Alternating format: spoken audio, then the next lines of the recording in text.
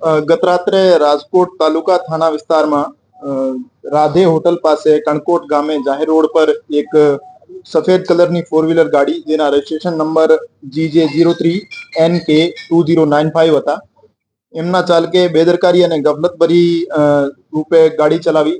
ફરિયાદી જગદીશભાઈ બીજલભાઈ બથવાર, જેમની ઉંમર 42 સાલ છે, એમના ફરિયાદીના માતા વિજયાબેન બીજલભાઈ બથવાર, જેમની ઉંમર 60 વર્ષ હતી, એમને ટક્કર મારી અને એમનો 1.5 થી 2 કિલોમીટર સુધી અડફેટે લઈ ઢસડેલ હોવાનું ફરિયાદીએ જણાવેલ છે. તો એમની તપાસના કામે અત્યારે રાજકોટ તાલુકા પોલીસ સ્ટેશનમાં ભારતીય ન્યાય સંહિતાની કલમ 281, ભારતીય ન્યાય સંહિતાની કલમ 106(1) હેઠળ ગુનો દાખલ કરવામાં આવેલ છે અને લાશનું ઇન્ક્વેસ્ટ કરી પંચનામું કરવામાં આવેલ છે અને પીએમ માટે હોસ્પિટલમાં મોકલવામાં આવેલ છે. અને ગાડીની તપાસ કરતા આ ગાડીના માલિક સતીશભાઈ કાંતિલાલ સિંગલ હતા, જે ધોરાજીના રહેવાસી છે. એમનો મોબાઈલ ફોનથી સંપર્ક કરતા એમને જણાવેલ કે એમની ગાડી એમના બનેવી જયેશભાઈ કિશોરભાઈ ડવેરાને ચલાવવા માટે આપી હતી.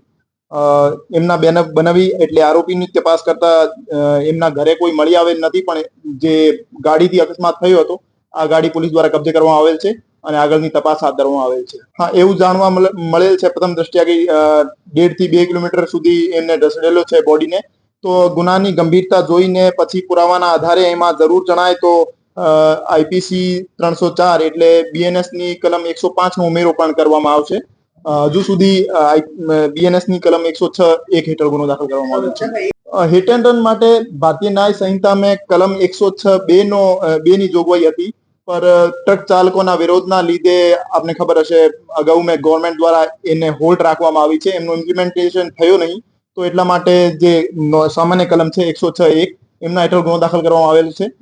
તેમ છતાં તપાસ દરમિયાન એવું જણાઈ આવે છે કે એમની ગંભીર બેદરકારી હતી અને જાણી જોઈને અથવા બેદરકારી પૂર્વક એમને આ કૃત્ય કરેલો હતો.